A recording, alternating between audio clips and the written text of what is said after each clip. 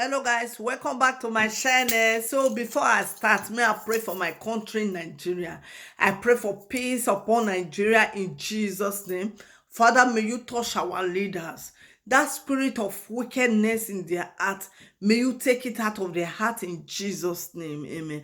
Thank you, Jesus. Thank you, Lord. And those that lost their life during this war, this problem in Nigeria, may their soul rest in perfect peace in Jesus' name. Amen.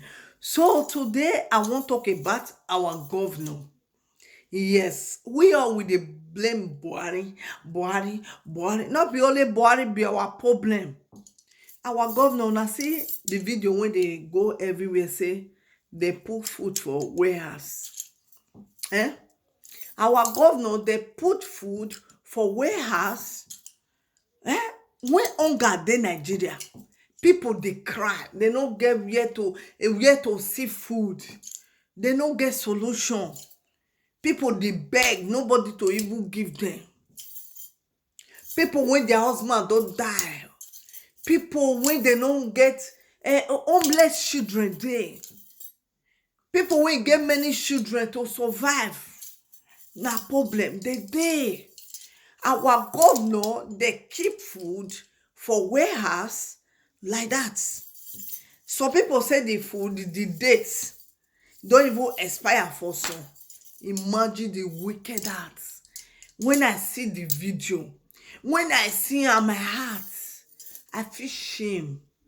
My heart come dey come dey pain me, dey feel pain. Say, God, which kind country I for come so? Which kind hopeless people we get say na leaders?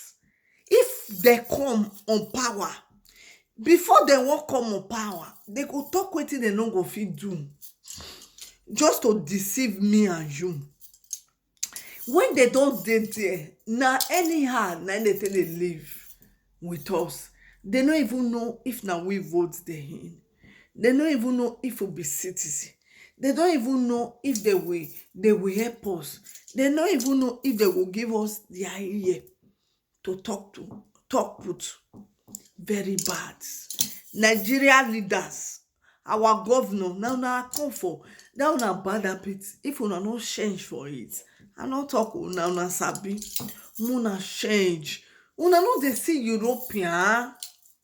Una no dey see the way they help their citizen. Even though you no be their citizen, as far say you don dey here, they must help you. And if you can't get their documents, they help you to the last. If you no get work, they'll put you for position. If you no go school, they know as they'll take do you. They no work when you go feel work. Even though you no go school, they won't say you go to school. If you go feel go, they go still train you. Where our own different?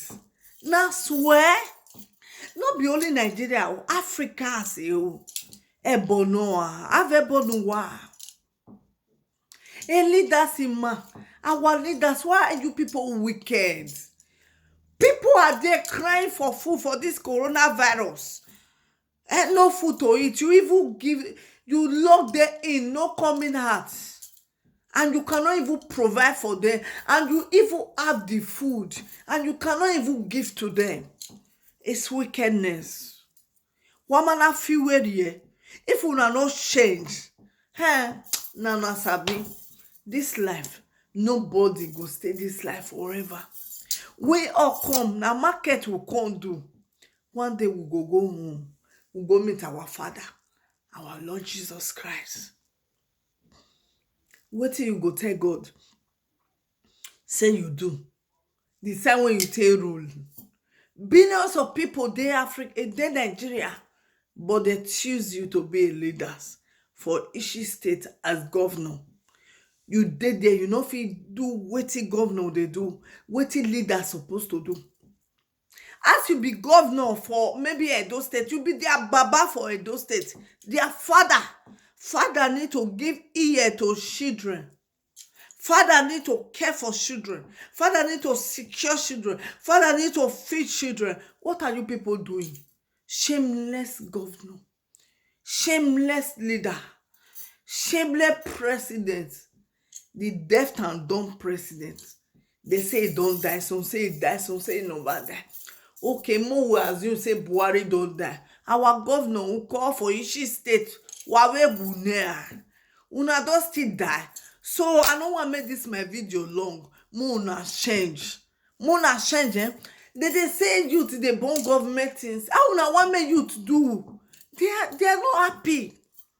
They vex. No work, nothing. Una say our youth they be criminals. They be thief, they do yahoo. Now una night teach them. Like father, like son.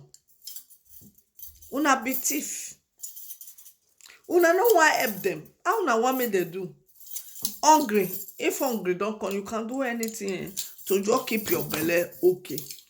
If you dey hungry, no know say warm for your belly go dey chop you. So na make our youth, some of them, they misbehave sometimes. They'll go thief for people store because they no get food to eat. Why they blaming Yagbe? Our leaders wanna change. We want see change for Nigeria. Now we stand put. Ensas, yes. Our leaders wanna make us happy. Very important. Mona love this video. Mona like am. Mona subscribe to my YouTube channel if you never subscribe. If you don't see subscribe, love this video. Thank you guys. Bye bye. I know I made too long. I get many things to talk, but I know I made too long. Bye bye. Remember blessed guys. Bye. Ciao.